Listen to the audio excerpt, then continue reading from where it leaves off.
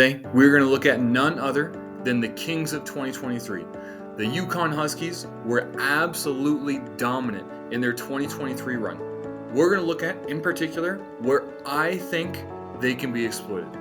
In 2024 so far this year, they have a great record. They're the number 2 seed overall. They're going to be a 1 seed in the NCAA tournament almost for sure. However, I believe they have one major defense that really exploits what they do on offense and has a chance to catch them if they go up against, frankly, a top 25 team. Outside of the top 25, you might have difficulty anyway. However, this is the defense that I believe can allow a good team to beat UConn in the dance. Let's go.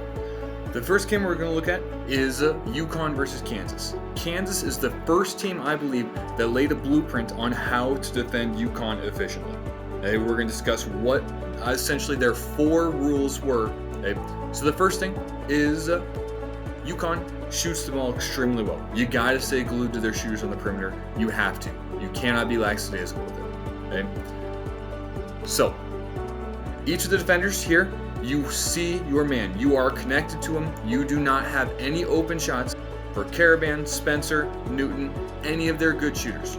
Rule number 2, what just happened right there? If it's an easy switch, just simply switch it. If it's guard to guard, trust your guards on defense, switch it, which also takes away shooters. Ball screens. Rule number 3, Dickinson is guarding Klingon right here. Who is he guarding really when this ball screen happens? It's not Klingon. Okay? Klingon is not a 3-point threat. You cannot treat him like a 3-point threat when the ball screen happens. You have to be farther down to allow yourself to protect the rim, to protect against drives, because UConn will also attack you in ball screens. Okay, close out later is fine, but you cannot be on Klingon when this drive happens. You got to stay home with the threats, which are the players with the ball right here, and then you can get back to Klingon when he gets closer to the rim.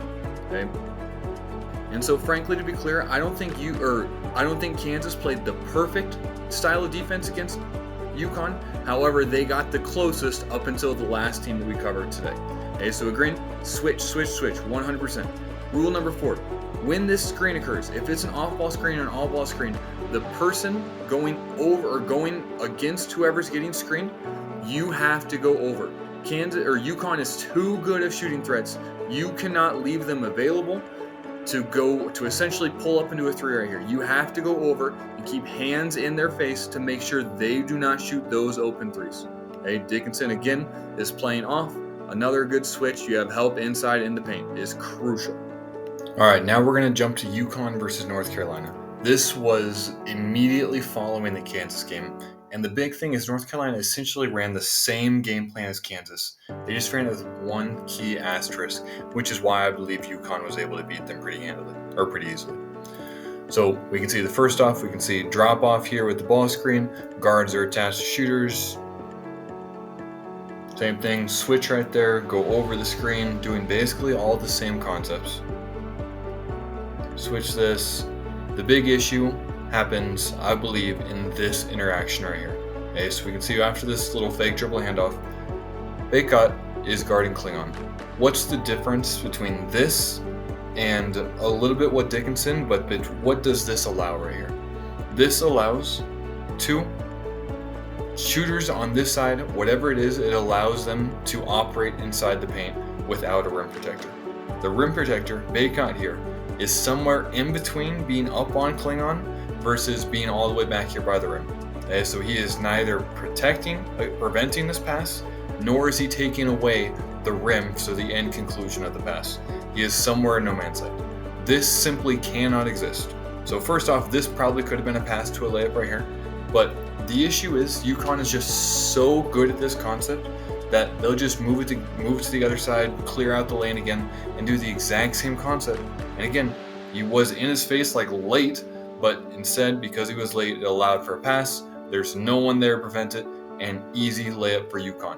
This concept, so many teams allow because they don't prevent this pass either by sagging off aggressively or by being at the level, by being even with Klingon to make sure that pass doesn't exist in the first place. And because you allow it, UConn has demolished a lot of good teams. Then we jump to Marquette versus UConn. Marquette represents the second other really good team that UConn has essentially had their way with twice this year. Even against Marquette at home, they still played really, really well. Which of these rules gets broken here momentarily? Okay, we see good defense, tight to all the shooters, even tight to Klingon out here. Everyone's aggressive. Okay, Newton's going to come off a dribble handoff right here. What happens? Boom. Defender. Did not go over. Went under.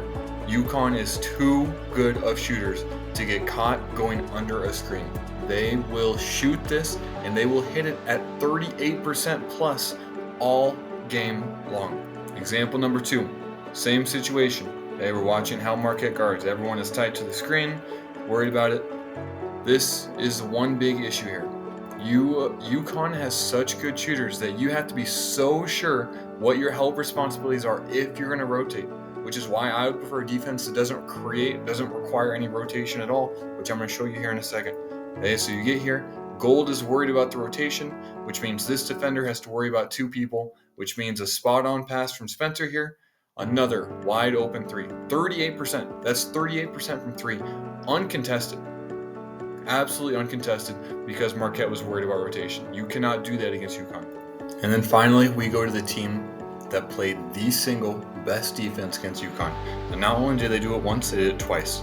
2 of UConn's worst games on offense were at the hands of Creighton.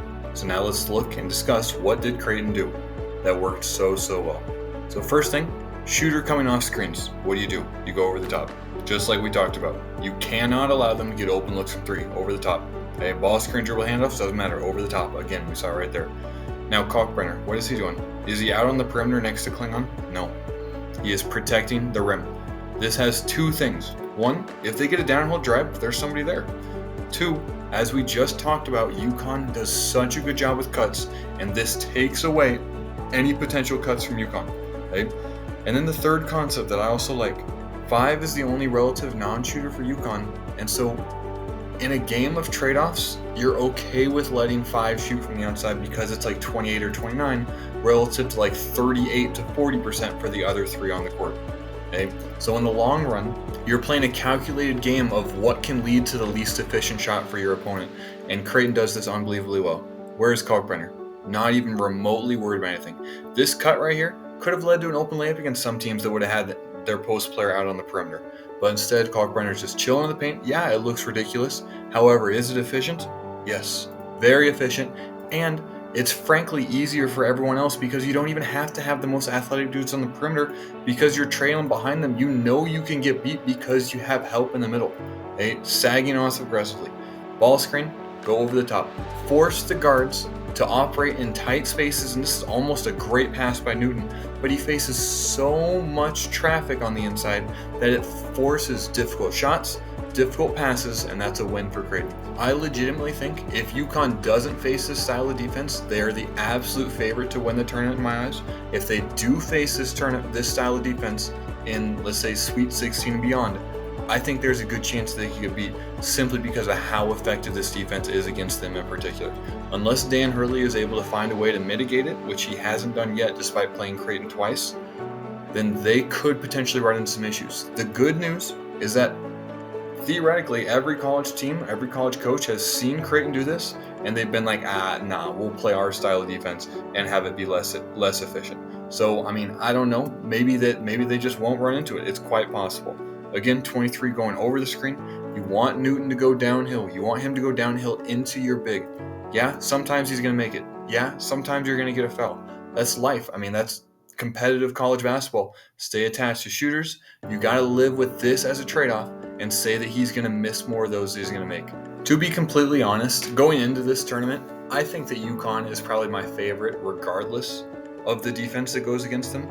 But I will be so curious if someone ends up trying to play UConn in this style and how it essentially bodes for them. I promise you, I will do a video on it if they get beat based on this. Or, frankly, if they beat this style of defense as well, I will also do a video on it. I honestly love UConn's style of play. I love their coach, love their players. I look forward to seeing how they do in the national tournament, 100%. If you enjoyed this, feel free to like and subscribe. And most importantly, have a great rest of your day. Bless.